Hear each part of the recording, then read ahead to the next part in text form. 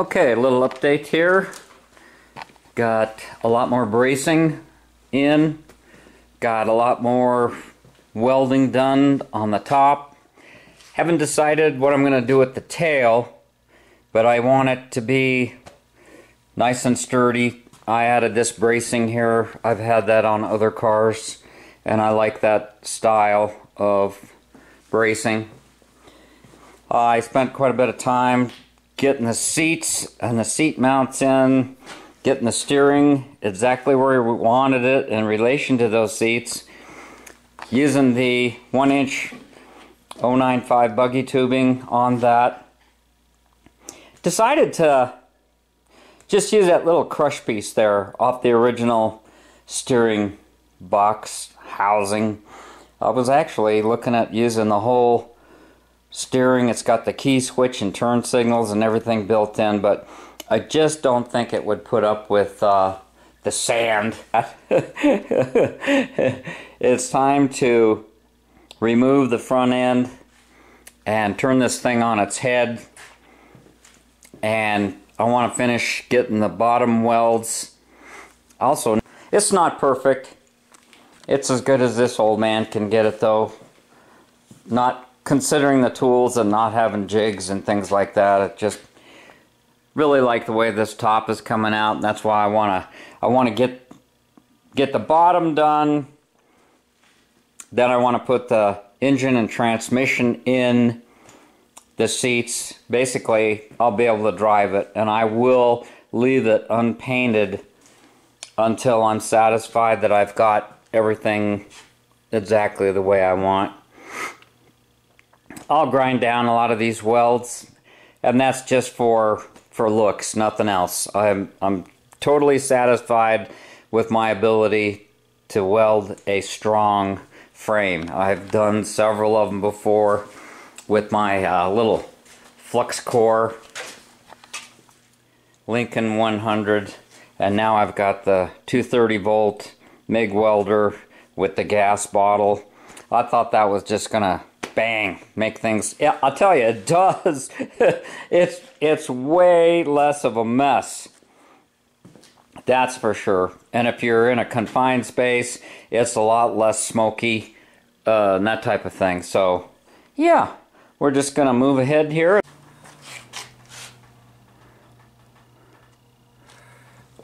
Got all the pieces off.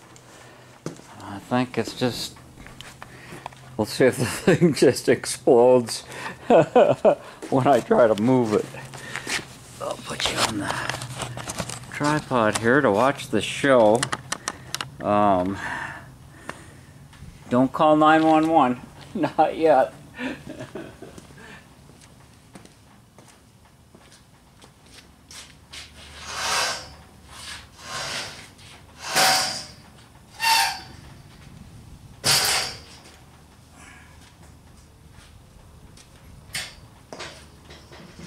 That was not hard. That was not hard at all.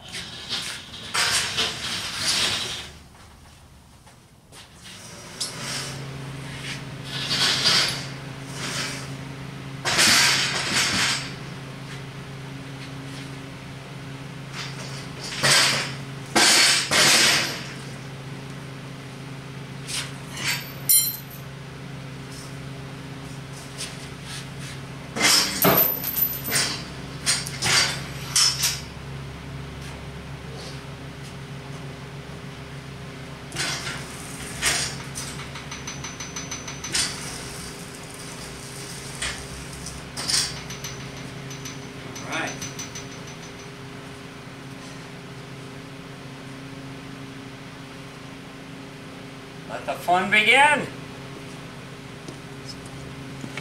Get to crack-a-lacking with the old welder.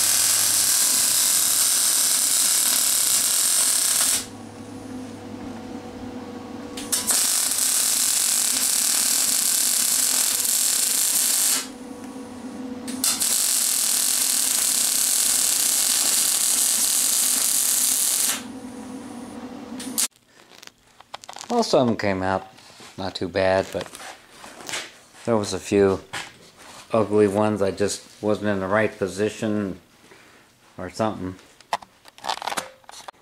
When you can't weld, you grind. Hey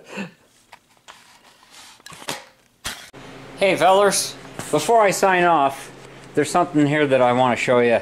You may have noticed it a couple of times in the videos, and guys that weld probably know all about it. Now, like I said, I'm no professional welder, that's for darn sure.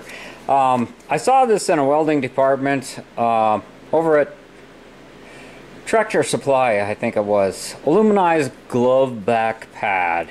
And I knew as soon as I saw it what it was, and I had to have it. I wanted to try it out.